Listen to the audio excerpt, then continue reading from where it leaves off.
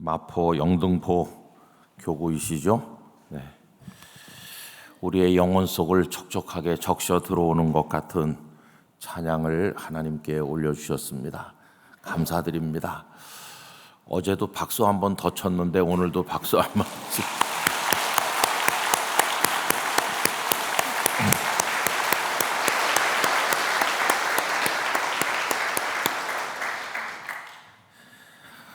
감사드립니다. 오이코스 성경 읽기 순서에 따라서 이번 특별 새벽 기도회를 진행하면서 이제 오늘은 시편 130편에 이제 우리가 오게 되었는데요. 120편부터 시작을 해서 15편이 성전에 올라가는 노래라는 말씀을 전에도 드린 적이 있죠. 그런데 이 120편부터 이제 134편까지 15편이 성전을 향해 올라간다. 그러니까 정지되어 있는 삶이 아니라 무엇인가를 향해서 가는 방향이 있는 삶을 보여줍니다. 우리가 지난주일 낮예배 시간에 예수님께서 예루살렘을 향하여 올라가시기로 굳게 결심하셨다. 그 방향이 중요하다는 것을 나눈 바가 있지 않습니까? 근데 여기 이분들은 그 방향이 어디냐 하면 성전입니다. 성전을 향하여. 성전은 하나님을 상징하는 것임을 우리가 알고 있으니까 다른 말로 바꾸면 성도들의 삶은 하나님을 향하는 삶이어야 된다. 내 주를 가까이 하려 함은 주께로 날마다 가까이, 하나님을 향하여 가까이. 이게 우리의 방향성이죠. 그러면서 궁극적으로는 여기 이스라엘 사람들은 예루살렘 성전을 향해 나간다면 우리들은 하늘에 있는 새 예루살렘 성전을 향해 나가는 사람들이기 때문에 우리들은 영원한 천국을 향한 순례자라고 이야기할 수 있습니다.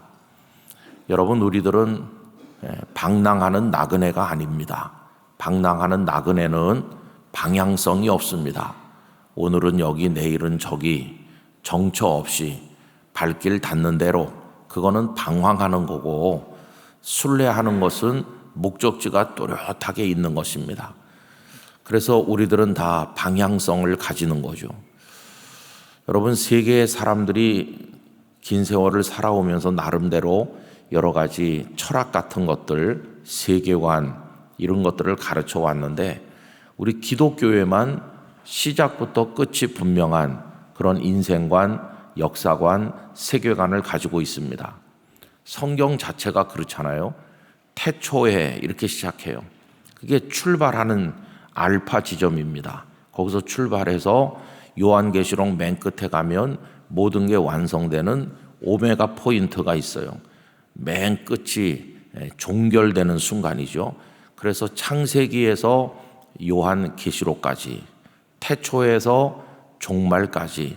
근데 그 종말은 멸망의 종말이 아니라 영원한 생명을 위한 이 세상의 종말이죠. 근데 그거는 축소하면 우리 한 사람 한 사람의 인생과 똑같습니다. 묘비에 보시면 그 사람이 태어난 날과 그 사람이 죽는 날이 있는 것처럼 우리들도 시작과 끝이 있어요. 그래서 하나님께서는 알파와 오메가이시다라고 말할 때 하나님 그분 자신이 시작이 있고 끝이 있다는 말이 아니고 하나님께서는 이 세상의 모든 것에게 시작도 주시고 끝도 주시는 분이시라는 뜻입니다. 우리 하나님께는 시작도 없으시고 끝도 없으십니다. 왜 그러냐 하면 하나님은 영원전부터 영원까지 계시는 유일한 분이시기 때문입니다. 시작과 끝이 있는 유한한 존재인 우리가 시작과 끝이 없는 무한하신 하나님을 경외하는 겁니다. 그러면 하나님께서 우리에게 어떠한 거룩한 복을 주십니까? 우리를 당신의 영원 안으로 초대해 주시는 것입니다. 그래서 예수 그리스도 안에서 우리 방금 찬양해 주신 것처럼 예수 그리스도를 믿으면 멸망치 않고 영생을 얻는다. 영원한 생명을 얻는다. 우리 존재 자체가 유한하기 때문에 우리들은 언제나 영원을 사모하는 마음을 가질 수밖에 없습니다. 그래서 하나님의 영원으로 초대받는 거죠. 그게 우리의 궁극적인 순례자들의 목적지라고 할 수 있습니다. 저 새 예루살렘을 향해 아버지 하나님께서 기다리시는 영생의 나라를 향해 우리가 발걸음을 내어 디디는 것이죠. 여러분, 오늘은 2025년 하반기가 출발되는 7월 1일입니다. 시작하는 날입니다. 얼마나 가슴 설레고 좋은 날인지 모릅니다. 옛날에 뭔가를 시작할 때는 참 행복하지 않습니까? 새 공책을 사서 앞에다가 이름을 적어요. 옛날 초등학교 때 공책 생각나시죠? 언제부턴지 공책이란 말을 안 쓰고 노트란 말을 쓰게 됐는데, 여러분, 공책이란 말이 참 옛날을 생각나게 만들어요. 그래가지고는 그 앞에 보면 몇 학년 몇 반인지 쓰는 칸이 있고 그 밑에 이름도 쓰는 칸이 있어요. 그래가지고 그 밑에다가 큼지막하게 정자로 아주 정성껏 이름을 씁니다. 연필 꼬댕이 이렇게 침 발라가면서 이름 써놔요. 그러면 또 책상 속에다 이렇게 딱 넣어놨는데 장난하느라고 옆에 앉은 친구 녀석들이 없을 때 몰래 그 새 공책 꺼내가지고 김철수 이렇게 썼는데 밑에다가 장난하느라고 김돼지 이렇게 써놓고, 그럼 또 교실에서 막 드자비질을 하고 치고받고 싸우고 그러면서 컸죠, 그죠? 근데 하여튼 새 공책 사가지고 탁 이렇게 넘기면 그 오른쪽에 나오는 첫 바닥, 그 노트, 옛날엔 종이 질도 좋지도 않아서 약간 누르끼리하고 좀 안 좋았지만 그래도 그게 얼마나 행복한지 몰라요. 새 것은 다 그런 겁니다. 엄마가 설날이라고 사주시는 새 옷 한 벌 입고 또 뭐 추석이라고 사주시는 명절마다 옛날에는 옷 한 벌씩 사주고 그랬는데 그때 참 좋은 거죠. 오늘은 그런 날입니다. 2025년 하반기 첫날이니까 여러분, 시간에 대한 설렘이 있어야 됩니다. 뭐 오늘이나 어제나 똑같지 뭐, 똑같긴 똑같죠. 그렇지만은 마음이 새로워지면 모든 게 새롭게 보이는 것입니다. 그래서 새로운 마음으로 우리 삶을 보고 하나님 주신 축복을 음미하고 그러면서 기쁨으로 하루하루를 살아가는 겁니다. 여러분, 오늘부터 시작해서 또 다른 차원의 새로움으로 하나님 안에서 비상하시기를 바라고, 그리스도 예수 안에 있는 자들은 다 새로운 피조물이 되는 겁니다. 그러므로 하나님께서 우리 안에 어제까지 쌓여 있었던 찌꺼기 같은 나의 모든 것들을 씻어내 주시고 오늘 싱그러움과 새로움으로 채워주실 것을 간절히 기대하는 마음으로 하루의 문을 여시고 오늘부터 12월 31일까지 주님과 함께 걸어가시기를 바랍니다. 성전에 올라가는 노래를 이렇게 읽으면 구약시대 우리 경건한 선배들이 하나님을 얼마나 우러러서 간절히 사모했나, 그리고 이스라엘 남자들의 평생의 소원 중에 하나가 예루살렘 성전을 순례하는 거 아닙니까? 그런 마음으로 우리가 살아갈 때 가장 그 가슴에 저미는 말씀 한 구절은 121편 1절이라고 생각합니다. 내가 산을 향하여 눈을 들리라. 나의 도움이 어디서 올꼬? 그게 우리의 탄식 어린 기도죠. 나의 도움이 어디서 올꼬? 왜 그렇게 기도할까요? 그것은 순례의 길이 평탄하지 않기 때문입니다. 그 길이 험하고 멀고 적들이 도사리고 있고 내 몸이 아프고 그 길을 무사히 통과하기가 어렵기 때문이죠. 내리쪼이는 뙤약빛을 감당하기가 어렵고 노숙하는 고통도 쉽지 않은 것이고 어느 것 하나 쉬운 것이 없지만 예루살렘 성전이 바라보이는 그 예루살렘 성전 돌로 지은 건물이 석양에 벌겋게 물드는 장관을 바라보노라면 그 오랜 세월의 피로가 다 가시는 것처럼 우리도 언젠가는 고단한 인생을 살다가 주님 품에 안기는 그날이 되면 지난 세월의 아픔도 눈물도 순식간에 사라지고 우리 주님 안에 있는 기쁨과 평강을 누리게 될 것입니다. 근데 그 길이 험하기 때문에 가면서 눈물로 기도하는 거죠. 나의 도움이 어디서 올꼬? 답이 하나입니다. 나의 도움이 천지를 지으신 여호와에게서로다. 언제나 답은 우리 하나님 한 분뿐인 줄로 믿습니다. 그 하나님을 바라보면서 걸어가는 거죠. 그런데 이 15편의 성전에 올라가는 노래 중에서 지은 분이 누군지 모르는 것들도 여러 개 있고, 4편은 다윗의 시편이고 한 편은 솔로몬의 시편입니다. 그가 누구이든지 간에 우리는 이 시 속으로 녹아 들어가서 우리가 바로 그 순례자다 하는 마음으로 이 성경 오이코스 읽기를 하시고, 오늘은 그 중에서 한 귀절 시편 130편을 선택해서 지금 1절만 읽었는데 우리 나중에 마지막 절까지 읽어보도록 하겠습니다. 근데 이 130편은 어느 때 지은 노래냐 하면은 깊은 곳에 있을 때라고 되어 있어요. 여호와여, 내가 깊은 곳에서 주께 부르짖나이다, 이렇게 되어 있어요. 깊은 곳. 여러분, 여기 깊은 곳이라고 번역된 것은 마아크라고 하는 단어인데 구약 성경에 통틀어서 5번 쓰이고 있어요. 무슨 특별한 의미가 있는 건 아니고 문자 그대로 깊은 곳입니다. 이 깊은 곳은 고통을 의미하는 거죠. 여러분, 그 옛날에 플라톤 철학자들이 이원론 철학을 가르쳤는데요. 그 사람들은 세상이 위의 세계와 아래 세계로 위아래로 나눠져 있다. 그래서 위의 세계에 있는 것들이 아래 세계에 올 수 없고 아래 세계에 있는 것들이 위로 갈 수 없다, 이렇게 가르쳤어요. 그 위의 세계에 있는 것은 뭐냐 하면 완벽한 신이 계시다. 그리고 거기는 영원이 있다. 거기는 절대적인 선이 있다. 거기는 완전함이 있다. 그게 위에 있는 거예요. 그러면 그건 신들의 세계죠. 그럼 이 아래 세계는 인간들이 허덕이면서 살아가는 이 세상인데, 아래에 있는 것은 시작과 끝이 있는 보잘것없는 인생들이 있고, 그래서 거기는 고통의 삶이 이어지고 불완전하고 상대적이고 죽음이 있고, 이 아래 세계는 멸망하는 세상이에요.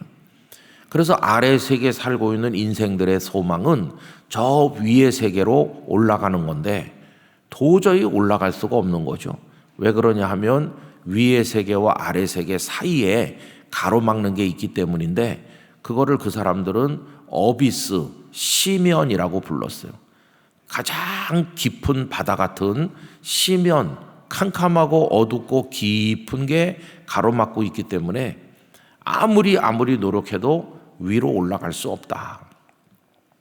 그게 플라톤 철학자들의 운명론적인 극복할 수 없는 이원론 철학이죠.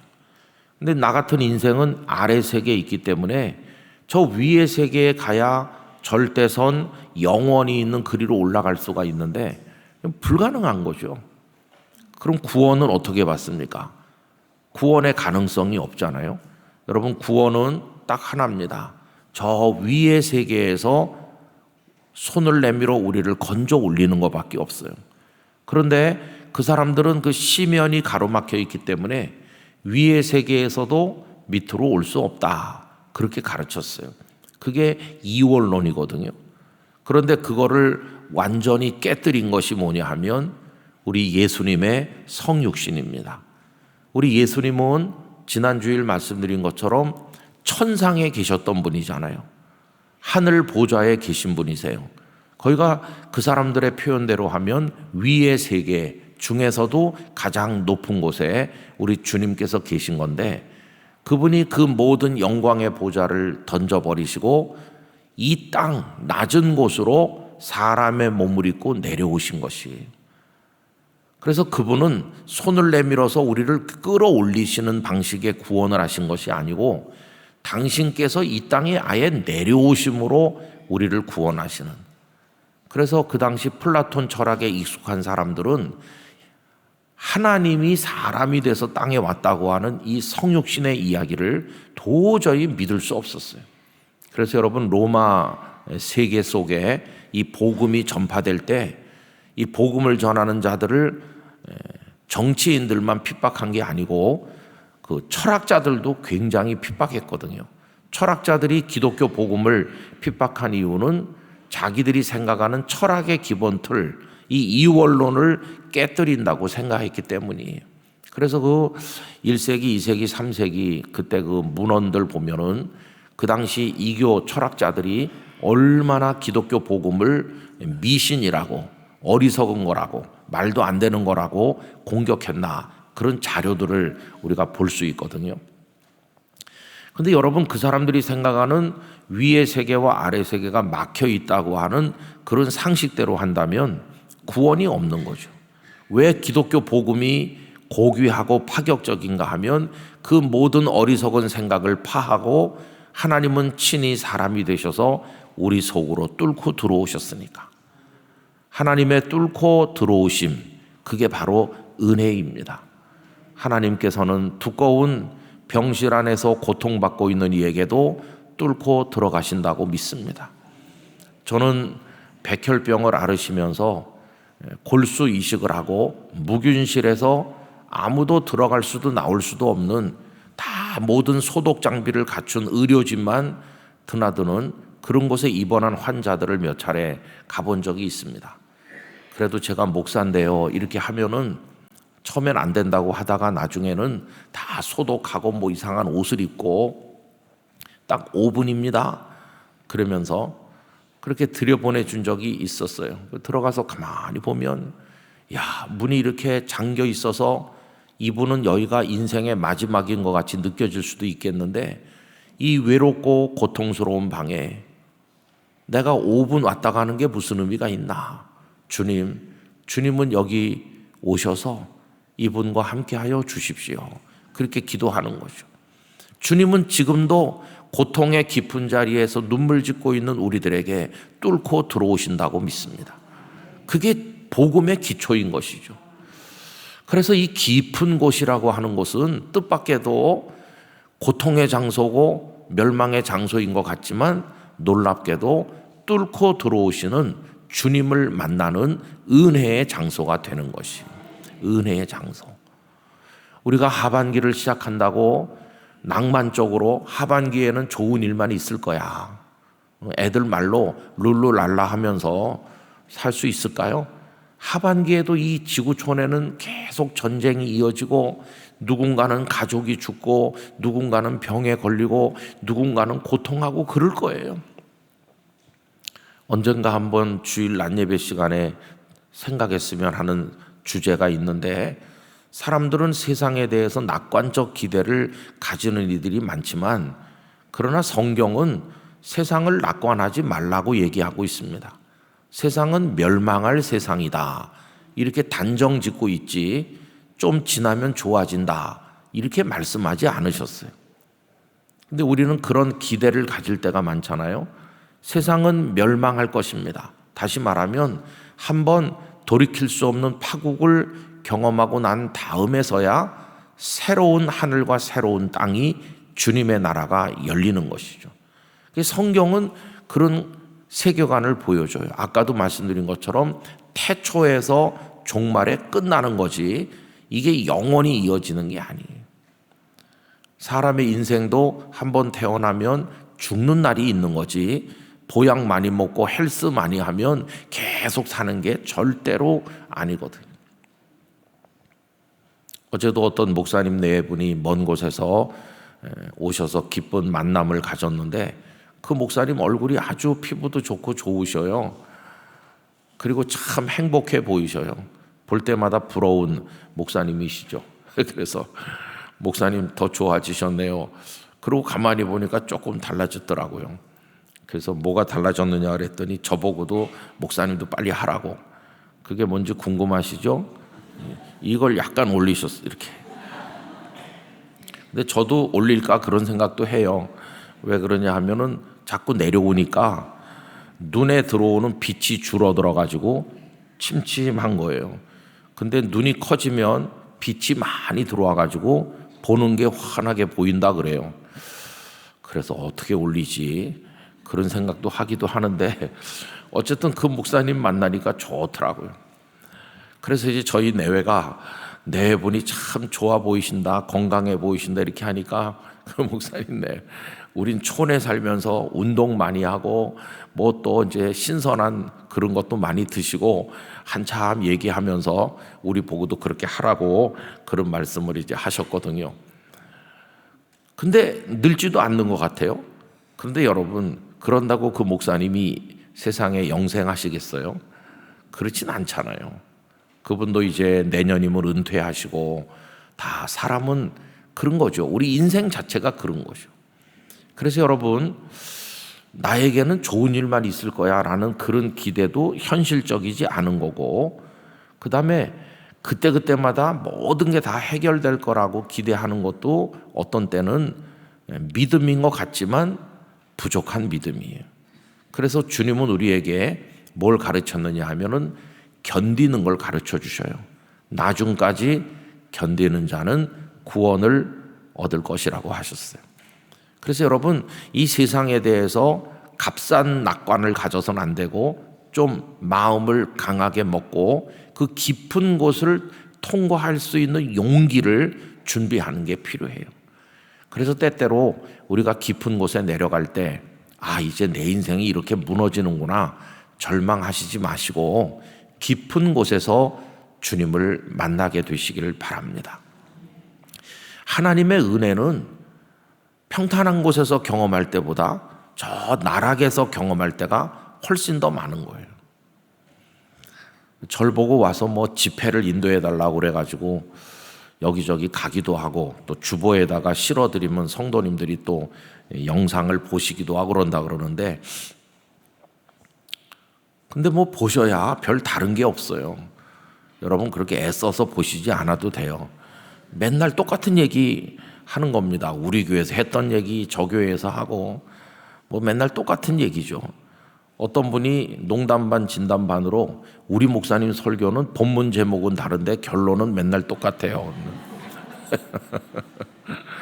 근데 여러분, 결론이 맨날 다르면 그걸 뭐라고 그러냐면 이단 그렇게 말한다.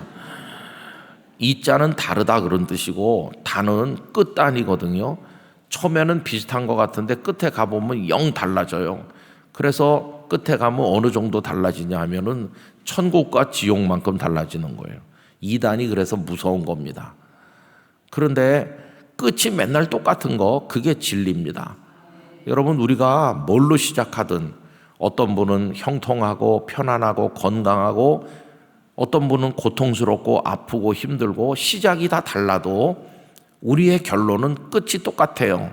우리 모두는 다 주님 품에 안기는 거예요. 과정이 어떠하든지 끝이 우린 같아요. 그래서 우리는 2단이 아니고 1단이 1단. 끝이 하나밖에 없어요. 끝이.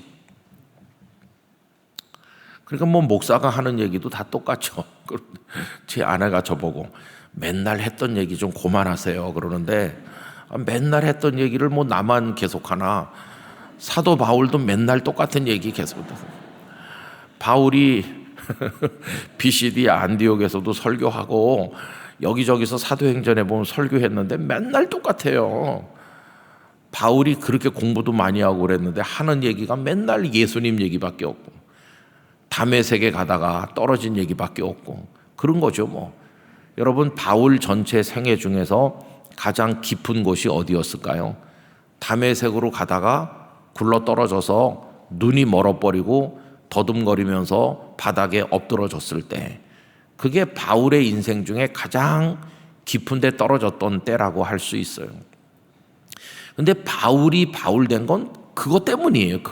그 깊은 데 떨어진 고통 때문에 하나님 모르고 살던 이 사울이 진정한 하나님을 알게 되는 바울로 바뀐 거죠. 깊은 곳은 은혜의 때입니다.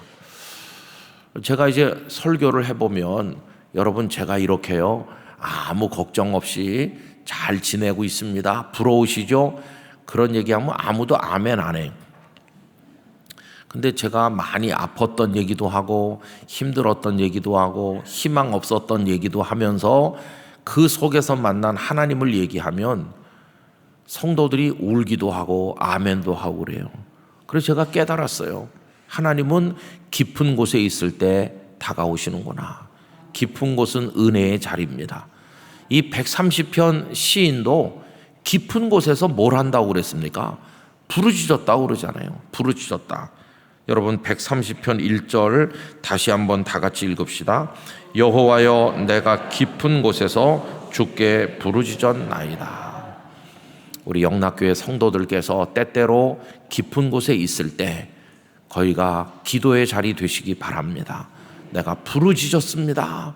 부르짖었습니다.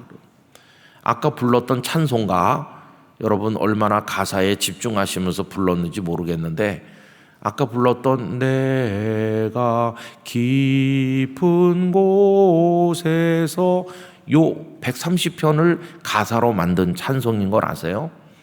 저는 그 찬송 참 좋아합니다.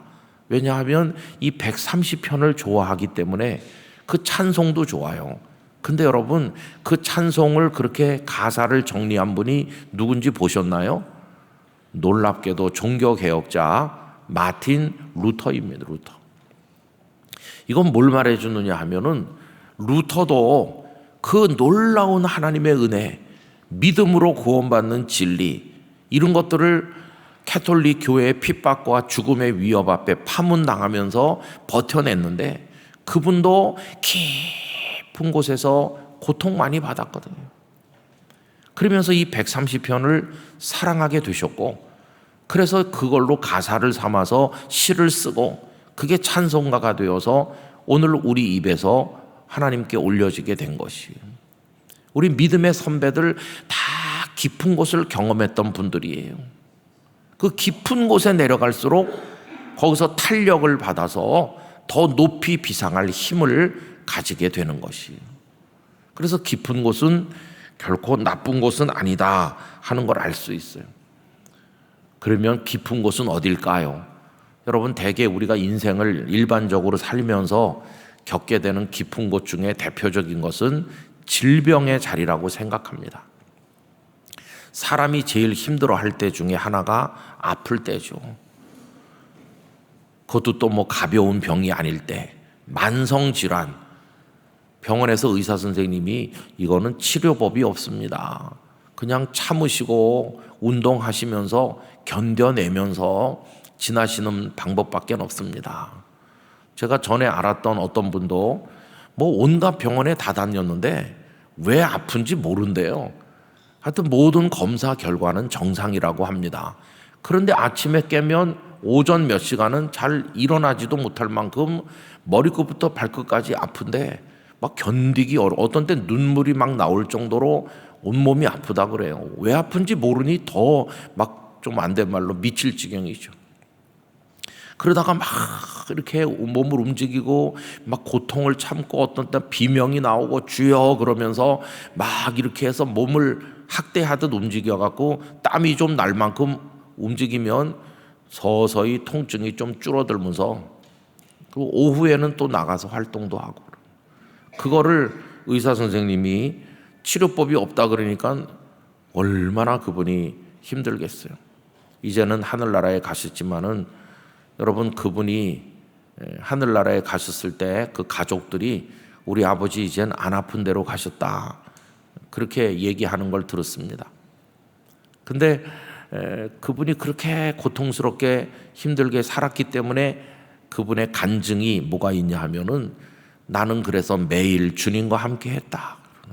그게 간증이었어요. 주님을 붙들지 않고는 매일같이 견딜 수 없었으니까. 그래서 매일 그 덕분에 주님과 함께 했다. 질병이 깊은 곳 중에 하나죠. 그 다음에 실패도 참 깊은 곳이라고 생각합니다. 사업하다가 다 날려버리고 그냥 빈털터리가 되고 어떤 분들은 뭐 교도소에 가기도 해요. 다 그게 정리가 안 돼가지고. 저도 그런 분 또 몇 분 봤어요. 언젠가도 말씀드린 것처럼 제가 이제 거제도에 있는 에스더 그 수양관 기도원 같은 곳인데 가끔씩 가서 거기서 2, 3일 머물며 기도도 하고 그랬는데 거기 권사님께서 부산 영락교회 권사님이셨고 40일 금식 기도를 몇 번이나 하신 정말 영이 맑은 권사님이셨어요. 그 권사님이 부산에 다니러 나오시면 제가 목회하는 교회도 자주 오셨고 참 이렇게 가깝게 지냈는데 그 권사님이 거기 가면 얼마나 반가워해 주시는지 그래서 거길 늘 갔어요. 한 번은 갔더니 방을 한 칸씩 줘서 목사님들은 거기서 이제 설교 준비도 하고 기도도 하고 그렇게 하는데 아침밥을 먹는데 어떤 분이 와서 같이 먹는 거예요. 그래서 이제 인사를 할 거 아닙니까? 저는 부산에서 온 목사입니다. 그분도 인사를 하는데 그분은 경상남도 어디서 오신 사업하는 장로님이시라고 하더라고요. 그래서 이제 아침을 먹으면서 이제 차 한잔 하면서 아니 장로님은 어떻게 기도원에 오셨습니까? 다 사업도 하시고 직장도 다니고 바쁘실 텐데 어떻게 오셨습니까? 그랬더니 저보고 이런 얘기 하더라고요. 목사님 오늘이 제 사업 망하는 날입니다. 그게 무슨 얘기가 했더니 이제 부도가 나는 거예요. 그 회사가 부도가 나갖고 오늘 중으로 부도 날 거라고. 그러면 보통 쫓아다니면서 그 부도를 막기 위해서 동분서주하고 돈을 빌리고 뭐 어떻게 해가지고 그걸 막아야 될 텐데 이 장로님 말씀이 다 끝났어요. 이제는 돈을 막을 수도 없고 어떻게 이 지경이 됐습니까 하니까 아주 믿었던 친구한테 사기당하는 것처럼 돼갖고 가슴속에 원한이 막 치솟아 오르는 그런 지경인데 이분은 의외로 평안하시더라고요. 어떻게 그런 배신을 당했는데 평안하십니까? 그러니까 아이고 원래 깡시골 출신이고 아무것도 없던 전데 그래도 제가 예수님 믿고 하나님을 알고 그래도 이렇게 마음이 평안합니다. 뭐 주셨다 또 가져가시기도 하고 뭐 그런 거죠. 나라고 뭐 나쁜 짓을 안 했나요? 저도 나쁜 놈이었는데요. 아, 참 특이한 장로님이시네. 그리고 이제 한 2년쯤 있다가 그 기도원에 또 갔지 않겠습니까? 그래서 그 권사님하고 밥을 먹다가 그분 생각이 떠올라가지고 아니 그때 그 여기 왔던 그때 장로님 그분 생각나십니까? 아이고 그럼 그분 가끔 오세요. 요새도 가끔 온다고. 그 후에 어떻게 됐습니까? 그랬더니 그분이 겪은 고초는 뭐 다 말할 수 없지만 결론이 뭐냐 하면은 날아올랐다는 거예요. 날아올라. 어떤 친구한테 당했잖아요. 그 소식이 이제 여기저기 퍼져나갔는데 서울에서 사업해가지고 크게 대성한 어떤 친구가 너 옛날에 나 쪽박 찼을 때 네 거 다 팔아서 나 도와준 거 잊지 못하고 있다. 근데 네가 그런 일을 당했을지 몰랐어. 그러면서 그 서울에서 크게 성공한 친구가 몇 배로 갚아줬대요. 그래가지고 그 뭐 사기 당한 거에 여러 배를 갚아줬고 그래서 그 장로님 잘 됐다고. 그래서 요새는 잘 돼서 온다고. 그래서 그 얘기를 듣고 실패의 밑바닥에도 하나님이 찾아오시는구나. 또 가만히 신앙 고백 같은 거 읽어보면은 외로움이 그 관계가 깨지는 거가 성도들이 경험하는 대표적인 깊은 곳인 것 같습니다. 그래서 누구한테 버려졌다, 배신당했다, 날 사랑하는 사람이 없는 것 같다, 외롭다. 근데 정말 사람이 없는 사람도 있지만 가족도 있고 다 있는데도 그런 마음의 병을 앓는 사람들이 있더라고요. 아내도 있고 애들도 있고 다 있지만 다 소용없어요. 그런 사람도 있어요. 누가 위로해도 이게 안 되고 정말 사람 이러다가 잘못되는 거 아닌가? 그런 경우들도 종종 봤습니다. 여러분 어쨌든 다양한 종류의 깊은 곳이 있어요. 근데 우리가 잊어서는 안 될 것은 그 어떤 깊은 곳이든 우리 주님은 뚫고 들어오신다는 거예요. 사실 주님은 우리보다 더 깊은 곳에 가셨던 분이세요. 우리 주님이 내려간 깊은 곳을 우린 가보지 못했어요. 우리 주님이 내려간 깊은 곳이 어디입니까? 십자가의 죽음 그겁니다.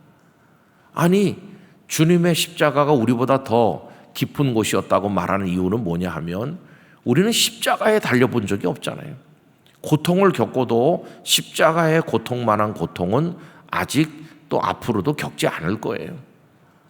더군다나 그분은 요만큼 있다 요만큼 내려온 분이 아니고 저 높은 곳에 계시다가 큰 밑바닥 죽기까지 복종하셨다. 빌립보서 2장에 나오는 너희 안에 이 마음을 품으라 곧 그리스도 예수의 마음이니 하고 그 다음에 쭉 나오는 게 하나님의 동일한 본체를 가지신 분이시지만 하나님과 동등됨을 취하지 아니하시고 낮추시고 비우시고 그래가지고 죽기까지 복종하셨다. 제일 낮은 곳까지. 그랬더니 우리 성부 하나님께서 우리 주님을 살려내시고 높은 곳으로 올려 모든 무릎을 그 앞에 꿇게 하시고 만왕의 왕이요 만주의 주가 되게 하시지 않았습니까? 우리 주님은 가장 깊은 곳에서 우리의 깊은 곳의 고통을 다 경험해 주신 분이세요. 그래서 여러분, 우리가 하반기를 살면서 어떤 어려운 일이 있다 할지라도 절대로 낙심하지 말고 내 곁에 주님 계시다, 그걸 안다면은 우리도 하나님 앞에 깊은 곳에서 부르짖기를 원합니다. 기도하길 원합니다. 주님을 의지해야만 될 것입니다. 그런데 여러분, 질병도 또 뭐 실패도 외로움도 다 깊은 곳이지만 가장 우리가 맞닥뜨려야 될 깊은 곳이 어딘지 아세요? 그런데도 우리가 그걸 잘 모르고 있는 깊은 곳이 있어요. 그게 뭐냐 하면 죄입니다. 죄. 여러분, 질병이나 실패나 외로움이 우리를 영원한 멸망으로 끌고 들어가지는 않습니다. 아무리 몸이 많이 아팠대봤자 이 세상에 있을 동안 뿐이죠. 아무리 내가 외로워도 이 세상에 있을 때만 그런 거지. 그런데 죄는요, 이건 영원한 멸망으로 끌고 들어가는 거잖아요. 사실 깊은 것으로 따지면 죄로 인한 고통이 제일 깊은 거예요. 여기 130편 시인이 말하는 깊은 곳은 몸이 아프다, 실패했다 그런 게 아니고 죄로 인한 깊은 고통입니다. 130편 여러분 성경을 펴셔서 3절 말씀 보시기 바랍니다. 3절 다 같이 읽어보실까요? 여호와여, 주께서 죄악을 지켜보실진대 주여 누가 서리까. 지금 자신의 죄가 생각났어요. 하나님이 나를 뚫어지게 보고 계시다, 내 죄를 꿰뚫어 보고 계시다, 큰일 났구나. 이 고통, 하나님이 내 죄를 다 꿰뚫고 계시다고 하는 그 앞에서 덜덜 떨면서 그거보다 더 무서운 고통은 없는 거예요. 아까 말씀드렸던 루터 얘기를 전에도 했는데, 이 마틴 루터는 캐톨릭 교회 그 신부 아닙니까? 캐톨릭 교회는 고해 성사를 하죠. 그래서 어떤 신부 앞에 가가지고 이렇게 칸막이가 막혀 있기도 하지만 다 알겠죠, 누군지. 근데 뭐 신도가 수천 명 되는 데는 저 앞에서 고백하는 여성, 남성이 누군지 가려 있어가지고 모를 수도 있겠죠. 어쨌든 그래서 캐톨릭 교회 신자들은 신부님 뭐 제가 이런 죄를 저런 죄를 지었어요 이렇게 얘기한다 그러죠. 근데 이제 그때도 똑같이 하는 건데, 루터가 고해 신부를 이제 만나가지고 고해를 하는데 이게 뭐 한 5분 10분 하고 끝나는 게 아니에요. 몇 시간을 했다는 거예요. 5시간도 하고 6시간도 하고. 오히려 지쳐 나가 떨어지는 게 어느 쪽일까요? 그 듣고 있는 사람 쪽에서 지치는 거예요. 여러분, 누가 와가지고 자기 죄를 얘기하면 이 사람 겉으로는 멀쩡해 보이는데 이런 죄도 지었어? 어떻게 보면 상대에 대한 호기심이 생길 수도 있어요. 근데 이거를 대시간 6시간 하면은 듣는 사람이 지치는 거죠. 요만한 미주알 고주알 다 말하고. 그래서 루터의 고해 신부가 되겠다고 나서는 사람이 없었대요. 네가 해라, 네가 해라 이런 식이겠죠. 더군다나 다 끝나고 가다가 다시 뛰어온다는 거예요. 아까 까먹고 못한 게 또 있습니다. 그러니까 이 루터는 좀 특이한 분이었어요. 자기가 저지른 죄가 계속 생각나는 거예요. 여러분, 하루 종일 죄가 생각나면 어떻게 살겠습니까? 그 죄가 누르는 무게가 얼마나 무거운지. 그게 루터의 깊은 곳이에요. 내가 깊은 곳에서 아까 그 찬송가 그 가사를 그렇게 만들 때 이 130편을 생각할 때 루터는 이 130편의 주제가 뭔지를 알고 있었을 거예요. 그게 죄로 인한 깊은 고통이거든요. 이 시인이 지금 그걸 얘기하고 있어요. 근데 여러분, 요즘에 우리들의 문제가 뭔지 아세요? 우리들의 문제는 질병으로 실패로 이런 걸로 인해서는 내가 지금 깊은 곳에 떨어져 있어. 이거는 느낌도 있고 그렇게 고백도 하는데, 우리 요즘에 우리들은요, 죄로 인한 고통이 없어요. 이게 지금 문제입니다. 죄로 인한 고통이 없으면 뭐가 없을까요? 회개가 없는 거죠. 왜 멸망합니까? 죄 때문에 멸망하는 게 아니고 회개하지 않아서 멸망하는 겁니다. 그러니까 이게 심각한 겁니다. 아파도 아픈 줄 모르는, 통증이 없는 환자들이 있다고 그러잖아요. 이게 지금 죽어가고 있는데도 나 안 아픈데요? 그럼 이게 심각하잖아요. 좀 죄에 대한 통증이 없는 마비된 양심, 이게 오늘 우리를 망하게 만들고 있는 거죠.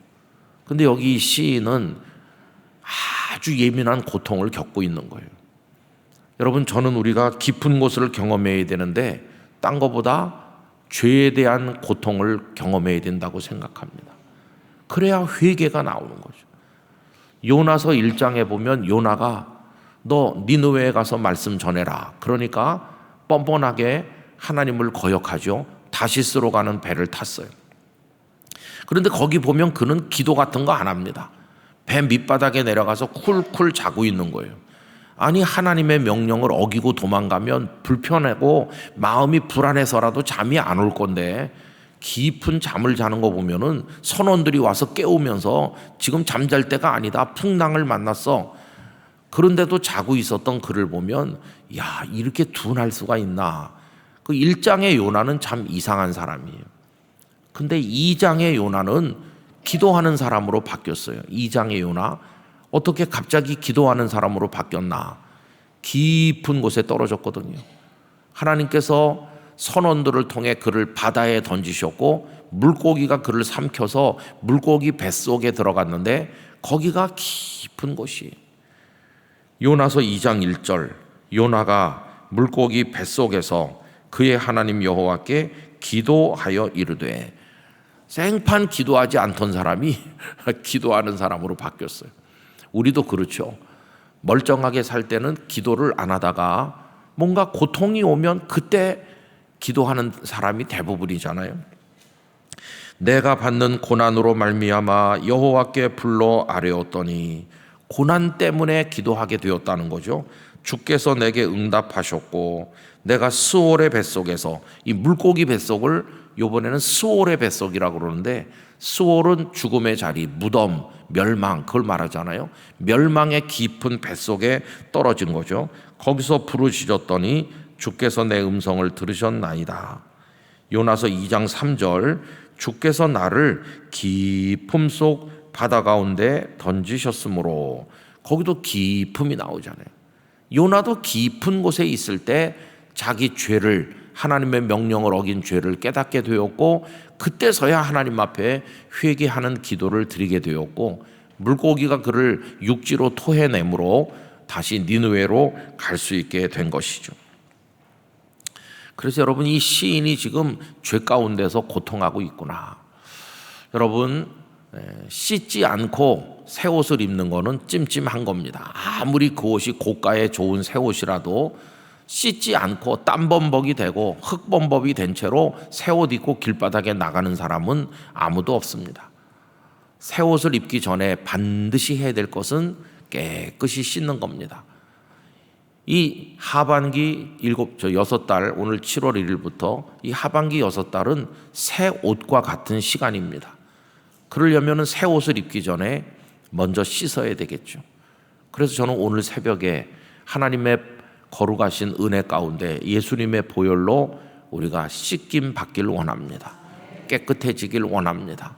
그리고 새로운 시간의 옷을 갈아입기를 원하는 것입니다. 다윗도 시편 51편에 보면 기쁨의 고통을 느꼈죠. 밧세바로 인해서 범죄한 그 이후에 얼마나 그가 눈물로 통곡하는지 우리가 알고 있지 않습니까? 자, 이제 오늘 130편 4절부터 우리 마지막 절까지 읽어봅시다. 천천히 다 같이 읽읍시다. 4절부터입니다. 그러나 사유하심이 주께 있음은 주를 경외하게 하심이니이다. 나 곧 내 영혼은 여호와를 기다리며 나는 주의 말씀을 바라는도다. 파수꾼이 아침을 기다림보다 내 영혼이 주를 더 기다리나니 참으로 파수꾼이 아침을 기다림보다 더하도다. 이스라엘아 여호와를 바랄지어다. 여호와께서는 인자하심과 풍성한 속량이 있음이라. 그가 이스라엘을 그의 모든 죄악에서 속량하시리로다. 할렐루야. 여러분, 거기 파수꾼이 아침을 기다리는 것보다 더 기다린다 이렇게 얘기하고 있잖아요. 그럼 뭘 기다리고 있습니까? 5절에 보면 나 곧 내 영혼이 누구를 기다려요? 여호와 하나님을 기다리고, 구체적으로 뭘 기다리죠? 주의 말씀을 기다리는 거예요. 말씀이 빨리 내게 임했으면, 말씀이 빨리 왔으면 하고 기다리는데, 파수꾼이 아침을 기다리는 것보다 그 말씀을 더 간절하게 기다린다는 거예요. 그럼 어떤 말씀을 기다리는 걸까요? 딱 하나입니다. 네 죄를 용서하였다. 그 말씀을 기다리는 거예요. 죄 때문에 너무 괴로워하고 있는데 빨리 용서해 주신다는 말씀 한마디, 그 언제 내게 주시려나, 그러면서 애를 태우고 용서해 주신다는 은혜의 말씀을 기다리고 또 기다리는 거죠. 그렇게 기다렸더니 주님이 용서하시는 거예요. 7절 이스라엘아 너희들도 여호와를 그렇게 바랄지어다. 그렇게 하면 여호와께서는 인자하심과 풍성한 속량이 있으시다. 그래서 8절 그 하나님께서 이스라엘을 그의 모든 죄악에서 속량하시리로다. 그 깊은 죄에서 용서하시고 끌어올려 주시는 순간 더 이상 기쁨의 고통에 머물지 않고 이제는 하나님을 향해 날아오르며 영광의 찬송을 올리고 춤을 출 수 있게 된다는 것을 볼 수 있어요. 여러분, 어떻게 우리 죄의 용서가 가능한 것입니까? 예수 그리스도로 인해 가능한 것입니다. 예수님 십자가에 달리셔서 아버지여 저들의 죄를 사하시옵소서, 그 한마디, 저들의 죄를 사하시옵소서, 자기들의 하는 것을 알지 못함이니이다. 그 한마디가 이 땅에, 세상에 사람이 창조된 이후 무수한 사람들이 기다렸던 한마디예요. 이 땅의 모든 죄인이 기다렸던 한마디, 그게 십자가에서 울려 퍼진 거예요. 아버지 저들의 죄를 사하시옵소서. 파수꾼이 밤을 새며 기다리는 것보다 더 기다렸던 한마디를 예수님은 십자가 위에서 드디어 들려주신 것이, 그 한마디로 인해서 우리가 용서받았습니다. 우리가 구원받았습니다. 씻김 받는 것입니다. 깨끗이 씻김 받은 기쁨을 가지고 다시는 내가 죄를 범하고 먹고 마시지 않으리라 결심하면서 7월 1일 오늘부터의 삶을 새 옷 입듯이 갈아입으시고 살아나가시게 되기를 간절히 기원합니다. 이건 다른 말로 말하면 이제 우리가 죄와의 전쟁을 선포해야 된다는 거예요. 근데 저는 가만히 생각해 봤습니다. 왜 우리가 죄를 못 깨닫고 회개를 못 할까? 여러분, 만약에 다윗처럼 간음을 한다던가 사람을 죽인다던가 도둑질하는, 우리가 그런 죄를 지었다면 나는 죄인이야 이럴 거예요. 근데 우리가 짓는 죄들은 그런 죄는 아니잖아요. 그런 죄는 차라리 회개하기가 쉬워요. 왜? 죄인 줄 아니까.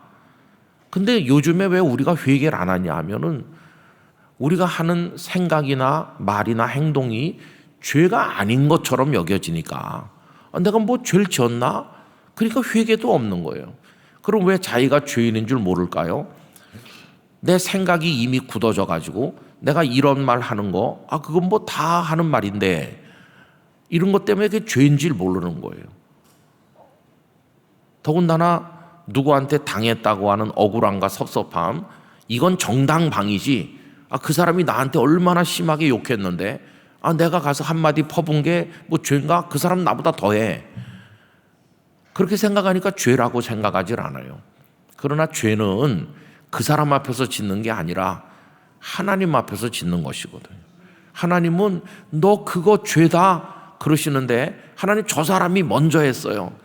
먼저 했어도 네가 나중에 했어도 그래도 죄야. 근데도 우리는 그 죄가 아니라고 생각하니까, 제가 이제 이 말씀을 마음속에 떠올리면서 어제 그제 계속 이 말씀을 머릿속에서 묵상하면서 우리가 저지르는 모든 죄 중에 한 90% 이상은 죄가 아니라고 생각하는구나. 다 합리화하고 남들도 다 그러니까. 남들이 다 그래도 하나님이 너 죄야 그러면 죄인데, 그러니까 우리가 죄인이 아닌 것처럼 생각하고 회개하지 않는구나. 하나님, 내가 뭐 언제 사람을 죽였나요? 꼭 이런 식인 거죠. 그러니까 우리도 모르게 현대판 바리새인이 돼 있구나. 바리새인의 특징은 죄를 인정하지 않는다는 거예요. 그리고 자기를 주장해요. 내가 무슨 죄를 지었나요? 이런 게, 그게 바리새인이죠. 죄인인데 죄인 아니라고 하는 거. 그래서 여러분, 오늘 아침에 우리는 기준을 나로부터 하나님께로 옮기길 바랍니다.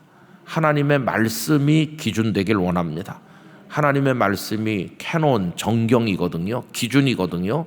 거기 비추어서 잘못된 건 다 죄이니까 하반기에는 죄와의 전쟁을 선포하고, 영락교회 성도 여러분, 영혼이 맑은, 마음이 청결한, 삶이 깨끗한, 하나님 앞에 진실한 사람 되려는 목적을 정하고 소망을 가지고 우리가 살아가기를 간절히 원합니다. 누가 여러분에게 좀 심한 말하고 막 비난하걸랑 옛날 같으면 혈압이 팍 오르고 그랬어도, 아, 하나님 앞에 착한 일 할 시간이 왔구나 이렇게 생각하면서 그 사람이 나한테 울고락불고락 하면서 뭐라고 하걸랑, 형제님, 저는 그래도 형제님을 사랑합니다, 그러면서 기도 한마디 하면 그게 하나님 기뻐하실 거예요. 혈압도 낮추고, 뭐 물론 저도 혈압약을 먹지만 하나님 앞에서 여러분들의 하반기가 아름다우시길 축원합니다. 기도하겠습니다. 아버지 하나님, 원하지 않지만 여러 가지 종류의 깊은 곳에 떨어집니다. 그러나 그 깊은 곳이 고통만은 아닙니다. 뚫고 들어오시는 주님으로 인해 은혜의 자리가 됩니다. 그 기쁨의 원인이 무엇이든지 우리와 함께하는 주님으로 인해 아름다운 이야기거리, 간증거리 생길 줄 믿습니다. 아버지 하나님, 무엇보다 죄로 인한 고통을 깨달아야 되는데 너무나 양심이 마비가 되고 화에 맞아서 죄를 죄인 줄 모르는 어리석음을 가지고 있습니다. 저희로 하여금 기쁨의 고통 속에서 회개하게 하시고, 씻김 받게 하시고, 씻고 나서 새 옷 입듯 하반기를 출발하도록 은혜를 주옵소서. 영락교회 성도들 어떤 생각, 어떤 행동, 어떤 삶에 머물러 있던지 우리 주님과 함께 하도록 도와주시고, 오늘 하루도 복 있는 하루로 하반기의 첫날을 꾸미게 하여 주옵소서. 이제는 주 예수 그리스도의 은혜와 아버지 하나님의 사랑과 성령님의 교통하심이 이 새벽에 함께한 모든 성도들을, 또 찬양으로 영광 돌린 귀한 분들, 그리고 봉사하고 섬기는 모든 이들, 하반기를 소망으로 출발하는 모든 영락의 권속들 삶의 자리에 영원히 함께 하시기를 축원하옵나이다. 아멘.